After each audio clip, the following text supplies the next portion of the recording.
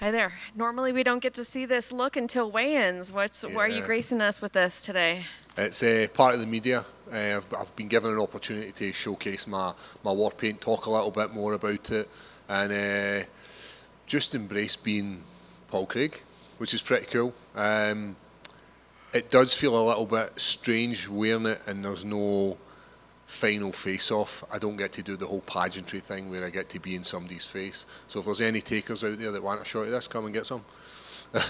Not me. Everyone's pointing at me. No, thank you. Have you run into your opponent yet here with the face done up? I haven't seen him today. I think we're pretty much coming to the end. Been here for about 9 o'clock, just doing bits and bobs, but he'll see it.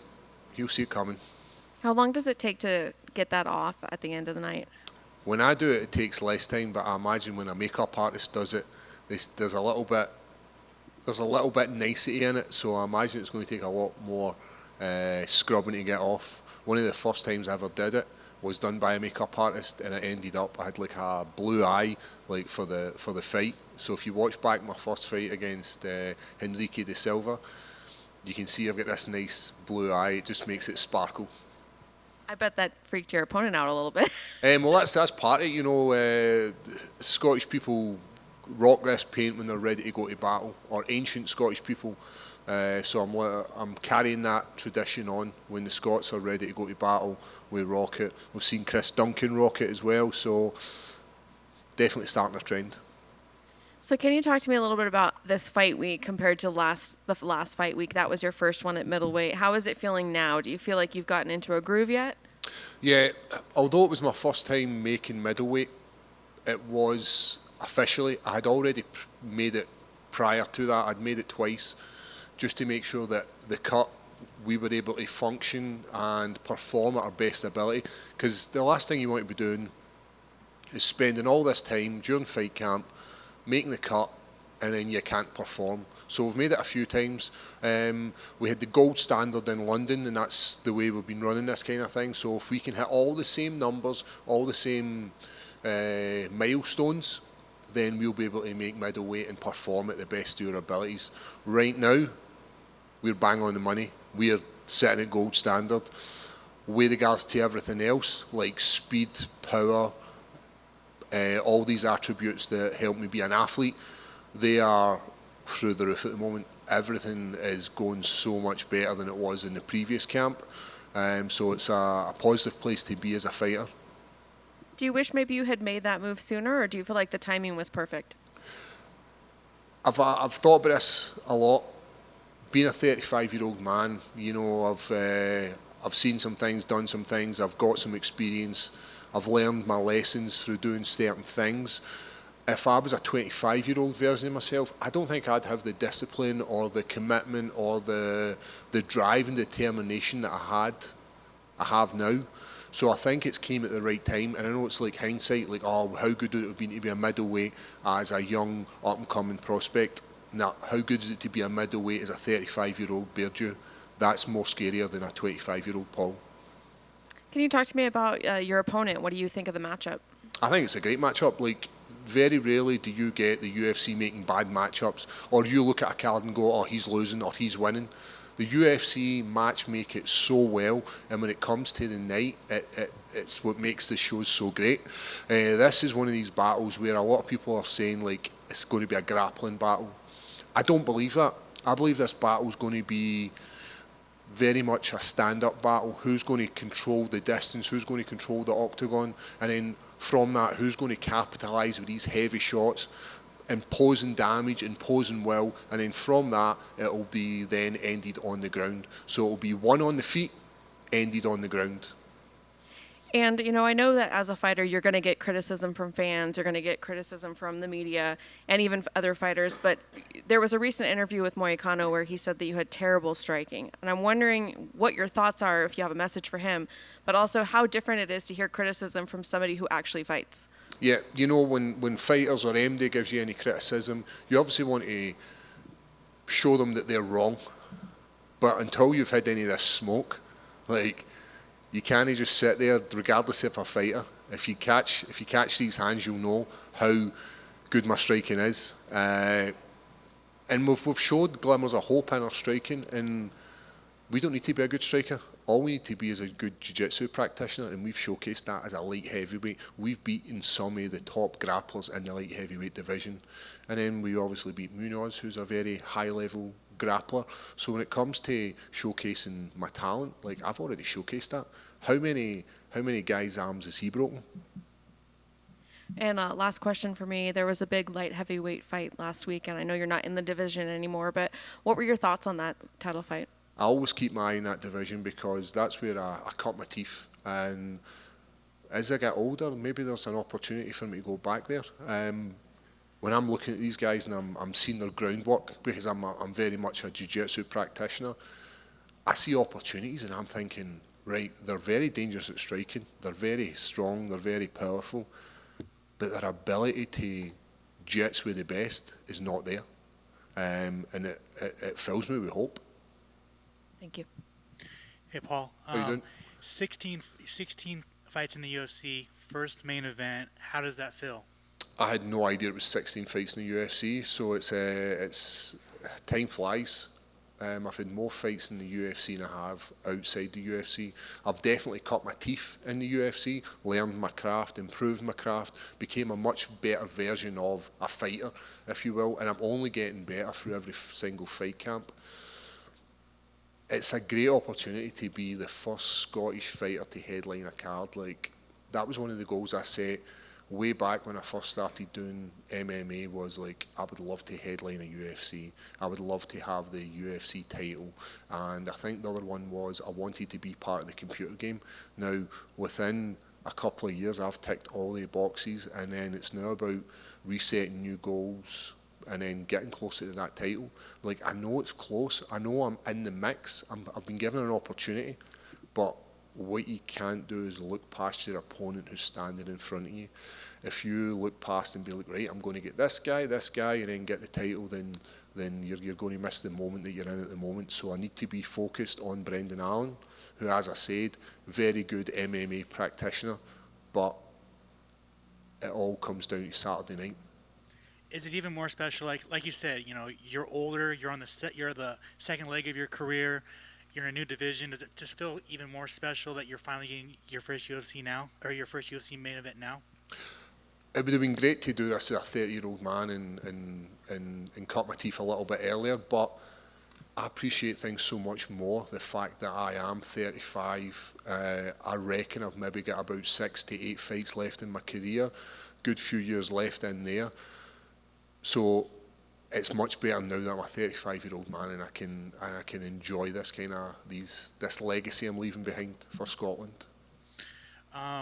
Obviously, MMA math doesn't work, but do you look at you finish Andre Muniz faster than Brendan did? Is that did I didn't know that.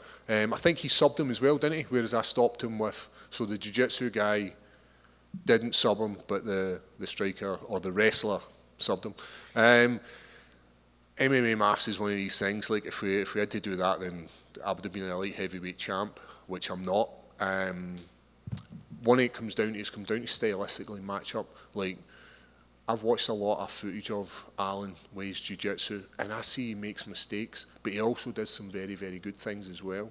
So it's one of these things where, like, if he does this, I do that, and it's like the scene from The Hangover where Alan's sitting at the table and all the numbers are going through his head. That's what goes through your head at, like, when you wake up at like 2 o'clock in the morning. You're like, right, if he does this, I'm going to do this, and you play out all these scenarios, and it's a really, really good way to. It's visualization. It's part of like the sports psychology that we use to improve and be prepared. So you use it as a third person where I'm watching myself demonstrating what I'm going to do, and then I'll do it from my vision as first person.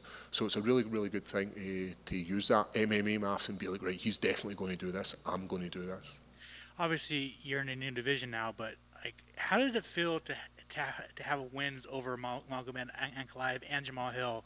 Magomed is, everyone believes he's probably the best light heavyweight not holding a title, and Jamal is a former champion. Just like you have wins over both of them. How does that feel? It feels good, and it's like I can probably dine out on that victory against Ankalaev the rest of my life. People love that because we take a beating for 15 minutes in the last second, and that's all you need. It doesn't matter if you win the race in the last second or the first second. It's all about winning it. And people are like, aye, but you didn't win. But if you look at my record, I did win. So these victories mean so much to me, and especially because these guys went on and done so well. Like when I think about the people who have fought in the top 10 of the light heavyweight division, like Krylov, like Ozdemir, like Johnny Walker. I've fought the who's who of top 10 in that division, probably more than any other person in the light heavyweight division. So now when I bring that experience down to the middleweight division, like my experience of dealing with big, heavy strikers, heavy grapplers is through the roof. And I think that's what sets me apart from Munoz. Like he's fought middleweights and he trains at a really good gym and he's got all these skills, but has he been in there with guys who are much bigger than him, guys who are much more dangerous than him? When you think about Jamal Hill, the champion, who has some of the best striking in that division, you think about Krylov, who's got some of the most dangerous jiu-jitsu in that division, and then you think about Ozdemir, who's no time Ozdemir, who's got that power, Johnny Walker with the power. Like I've maybe not hanging with Johnny Walker, but I've hung with these guys, and it's experience, and I don't think he's got the experience that I've got. Obviously, you said you're not really looking past Brendan, but is Bo Nickal still on the mind? Well, it's one of these things, like Bo Nickal's one of these guys where he's got a bit of love, people are respecting his wrestling, and he's like, I can't take anything away from his wrestling.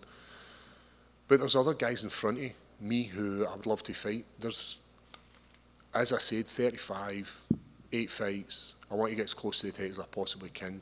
2024 is going to be a year where I'm going to get 3 fights, and I'm going to get close to that title rather than shooting back. And I don't mean it to be disrespectful to Bo Nickal, but if you're not in the mix and you're not fighting regularly and you're not in that top 10 and you're not working towards getting to that belt, then I don't really want to share the octagon with you. I want to share the octagon with the guys who are in that top 10, top 5. Guys like Khamzat Chimaev, who is one of the best middleweights we've seen. Skill-wise, he obviously put a pace on his last fight against Usman, and he looks great, but I believe my skill set against these guys is different for everybody else in the division. That ability to pull a submission or that ability to lay heavy ground and pound and win a fight is what makes me different from all the other middleweights. I've always wanted to know this, like during fight week, you're so calm, you're so nice, but when you hit that face-off, it's one of the most intense face-offs in the UFC. How do you get in that mindset just for that moment? It comes down to the crowd. It comes down to like what you're feeling and with the emotions. It's a very emotional game. Being a UFC fighter, it's highs of highs and the lowest of lows. There's the added ability of not having any calories. There's the water manipulation. There's all these kind of things, and you need a little bit of fire. And I think it's great. I think it brings the best out in me, and it brings the best out in my opponent. They normally do one or two things. One is they allow me to impose my will and impose my frame, or 2, they decide to come at me, and that makes it so much better, and that gives me that little bit more fire, and that's like, yeah, we're going to get this on Saturday night. And even when it comes to that Saturday night, even that when Bruce Buffer calls my name and I'm walking to the octagon, the centre of that, controlling it, imposing my will, same again, that's the stuff I love about this sport. I love the victories, but I love all these wee kind of moments that will last a lifetime with me. And finally for me, is Braveheart the best war film ever made? Braveheart the best war film ever made? Oh, that's a toughie. No, definitely not. It's Lord of the Rings. Has to be. Love it. Thank you. I want to ask you about one of your teammates and training partners, Stevie Ray. He recently called it a career. I mean, he said he's going to stay around in the game, coaching the kids. You know how he's doing? Yeah, he's doing well. He obviously had fought in the PFL twice. A decorated UFC veteran as well. Like one of the best Scottish fighters we ever had. But he's obviously taking up some wear and tear through his knees, and it's probably the best time for him to leave the sport as MMA. But fighters never stop fighting. They're always fighting for something, be it working with kids or be it working for BJJ. Like we've seen him, he's got an amazing victory over Paddy Pimblett with a flying heel hook.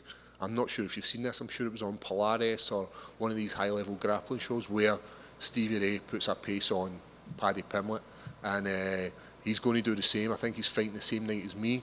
Still comes in, still get rounds with him. He's now went from being in the 80s to being in the high 90s, because when fighters stop fighting and have stopped with that focus of needing to make weight, needing to watch their calories, they kind of just like to eat, and that's what Stevie's been doing. So he's been a really good training partner for me in this camp with regards to size and our body and the ability to roll with Stevie's. It's an honour. That's great to hear. And I saw you said that you ticked off a lot of your goals that you had when you came into this game. I'm assuming one of your next goals is to maybe possibly headline an event in Scotland or do something out there with the UFC. Yeah, that's like the ultimate dream for me is Scotland. I've fought there. I've fought in Glasgow once, and that was UFC Glasgow, and it resulted in me getting knocked out. That was my third fight in the UFC. I was very green. I had very little experience of fighting in an octagon in front of a crowd. There was a lot of issues going into that fight camp. Like, I get knocked out, there's nothing you can say about that. Like, it's just one of these things that I had no idea what the UFC was. And roundabout after my second and third fight in the UFC, I didn't think I was going to be a UFC fighter. I didn't think I was the calibre of a fighter that should be in the UFC. And then after my final fight on that contract and getting the victory over Ankalaev, it resulted in me then having a little bit more confidence. And then each contract, each fight, my confidence is building to now, as I said, being an older guy in the division with the experience and the time to hone my craft. It's made such a difference. But to go back to Glasgow and rectify that loss would be a dream come true. I'm hopeful that within the next couple of years I'll be headlining that show, and there'll be a poster with the blue background, with the saltire, with my face painted the way it is. That's like my ultimate dream now, is to hit that. I would love to have the belt, but that's going to happen first before I get the opportunity of the belt. Awesome. Yeah, with the UFC traveling back, I hope it can happen. Thank you so much, man. Hey, Paul. How you doing, man? Yeah, good, thanks. And you were saying earlier on the show that you're the first Scotsman to headline a fight night here, and with Tom Aspinall's recent championship win and Leon Edwards being a champion, what kind of does that say about the strength of UK MMA at the moment? Yeah, UK MMA is well behind in the US. The US have got this, because it's most of the events are all USA based, so they have reasonable times to watch it. And I think that's one of the downfalls in UK MMA, because we maybe get 2 or 3 cards a year that are a reasonable time, be them in Europe or be them in Australia or Abu Dhabi, wherever they are. But when you watch them, how they're meant to be watched, in a crowd with fans discussing what he should have done, what he could have done, how you would have done it, that's how it's meant to be watched. I was lucky enough on Saturday there to see Tom Aspinall win the belt in a pub in Las Vegas, surrounded by fight fans, and the place erupted when Tom won. And it's like, it fills me with hope, and the fact that Tom's a champ, Leon Edwards is a champ, we've got some cream of the crop rising in Europe as well as the UK. I believe there's opportunities for a huge card in the UK, an arena tour, maybe like a stadium, get all these guys over, numbered event, sells out, and it pushes the sport to the next level in the UK, because that's what we're needing. The sport has grown from strength to strength in the UK, but we're needing these big shows like the Leon Edwards London card, like the Molly McCann, Paddy Pimblett, the after lockdown London card, but they need to go to different places. They need to go to Manchester, they need to go to Birmingham, they need to explore the whole UK. And I get the fact that the UK doesn't have the events like the US does, but sometimes it's worth to take a hit in the pocket to push a brand and make it massive in another area. I was going to say, because you fought at the O2 Arena quite a few times, and it just seems like we've heard from Dana White and I think Dave Shaw that the UFC, they feel like the forte is with arena shows, but we know they've done a stadium show in Australia. Yep. Surely it's only a matter of time before we get a stadium show like the Millennium Stadium, Old Trafford, or Yep. the Tottenham Hotspur Stadium. Would you want to kind of push for that as well? Because we've got so many big stars over in Britain that could, you could even have 15 matches and they'd all be household names. Yeah, when I first started getting into MMA and watching the London cards or the Manchester cards, we only like one or two people on these cards, like Michael Bisping, and the cards were not built with UK fighters. But now, when you look at post-lockdown and you think about the UFC London cards, they've been stacked with UK talent, and it's just pushing that brand. So yeah, I'm looking forward to seeing what's going to happen in the UK, and I'm on the wave of this. I'm one of the last guys that'll be part of this, because the next generation of guys that are going to come through, it's going to be a well-established UK scene. Speaking of the next generation, it seems like there might be a bit of an open goal for UK MMA, because in British boxing, like the bigger fights and bigger names are fighting in Saudi Arabia and not in the UK. Anecdotally, do you think there's more like Scottish kids, Welsh, English kids turning to MMA rather than UK boxing? Because UK boxing might not be delivering in the UK, even though it might do in Saudi Arabia, not like UK MMA is. Well, if you think about, I grew up in the 90s, and we had some of the greatest boxers of all time coming out then. And I'm not saying the guys aren't great, but we had the best fighting the best. Whereas now there's guys who are not fighting who they should be fighting in their divisions. They're maybe going about, jumping about, catching all these different weight class belts because there's so many of them. There's I'm not saying corruption with judging and all this kind of stuff, but there's issues in boxing at the moment, and it's kind of festering away. Whereas if I'm a young up and coming guy and I'm seeing this sport of MMA where there's so much more elements to this, I might not be the best striker, but I could be a really good jiu-jitsu practitioner. I could have done judo. There's all these different elements that are going to makes the sport of MMA so much more appealing to the next generation. Whereas boxing's I'm not saying it's dying, because it'll never die, but it's went from being this massive sport in the UK or even the world to now kind of taking a back seat to MMA, because MMA is putting on the best cards. When you think about a boxing card, you've maybe only got about 2 or 3 fights that you're like, oh, I'm really interested to see this fight. When you think about MMA, from start to finish, these cards are well matched, and it's the best fighting the best. You want to see the number 1 guy fight the number 2 guy, then that's what you're getting. And you're getting that week in, week out. You're not getting that once every 6 months.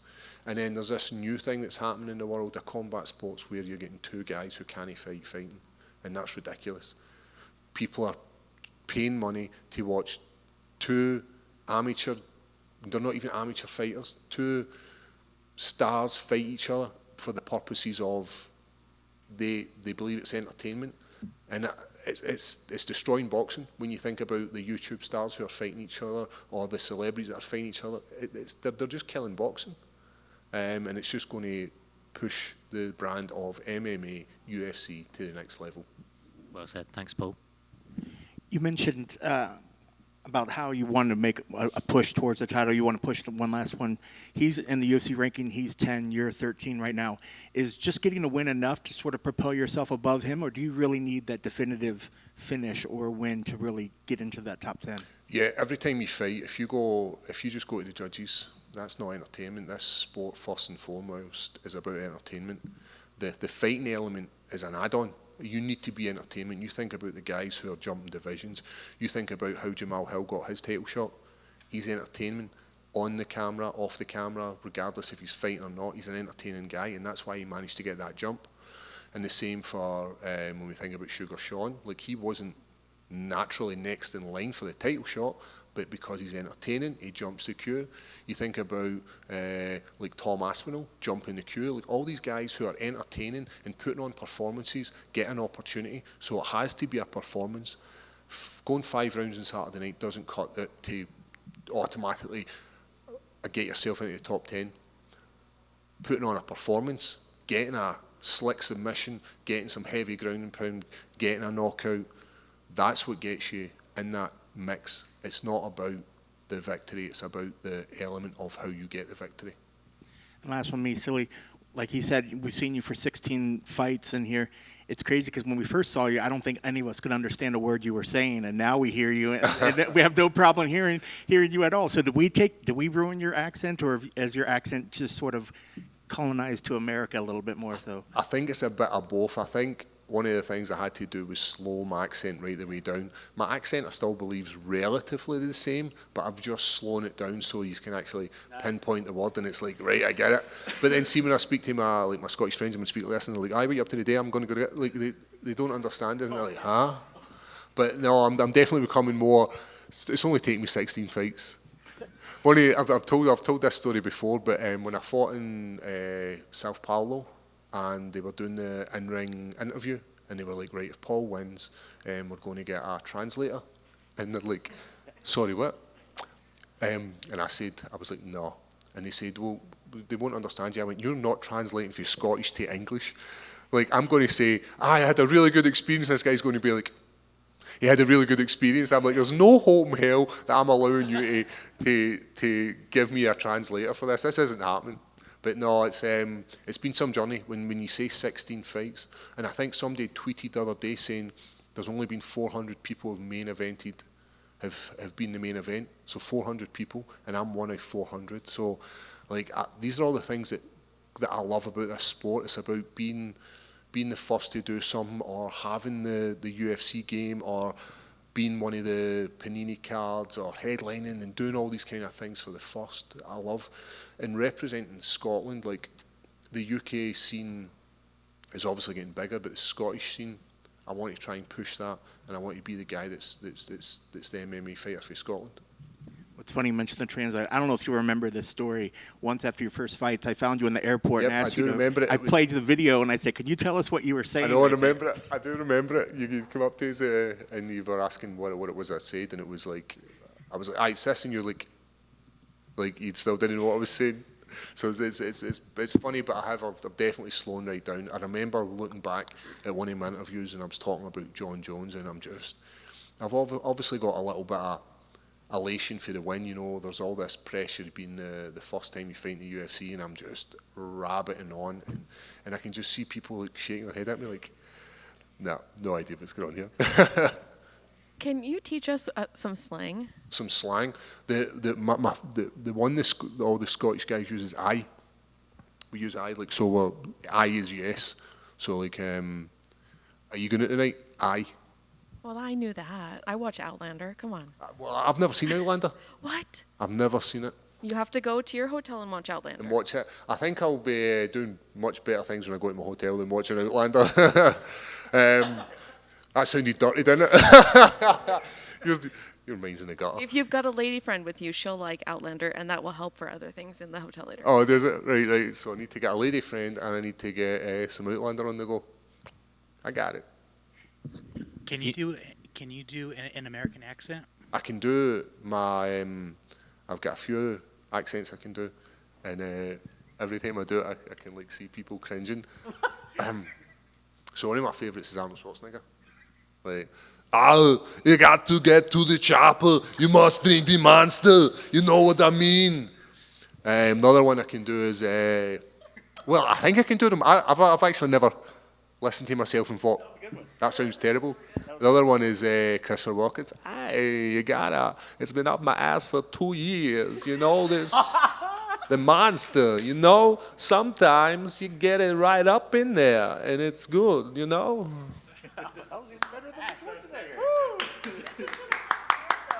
When it's inevitably cut and your face will be painted. And I'm like, and then somebody's like, it's up my ass for 2 years. And I think that's pretty much all my accents I can do. Can you do one of Dana White? I don't know, but so people always ask me, they're always like, Paul, what is Dana White like? And I'm like, I've only ever spoke to Dana White like a handful of times, but he reminds me of Tony Soprano. He's like when I see him, I'm like, that's Tony, that's the boss. But I probably could never do a Dana White, and I'm probably going to walk off here. And if I did an accent, I'd get heckled. So no accent of Dana White. But cheers for the time, guys. That was. That's good. Thank you. You I just wanted to say, you mentioned the Panini card, the main event, all that good stuff. I think you're the first guy to have the war paint at a media day. That might be a first too. It is. That's what they were telling me. They was like, they've never ever done that before. So this is the first time that somebody's come up here and done it. And I did all the pictures. So all the next lot of media stuff's going to be in the war paint, which is like I feel privileged. I feel honoured to be the first to do that. And there has obviously been guys like Kamaru Usman paints his face, Potan paints his face, and then we obviously had Kutilaba, who paints his whole body green. Like he's like, "Well, you're painting your face? Aye, I'm going body," and I don't think you can top that. Aye. Aye, I like it. Guys, have a lovely day, man. I'll see you all soon.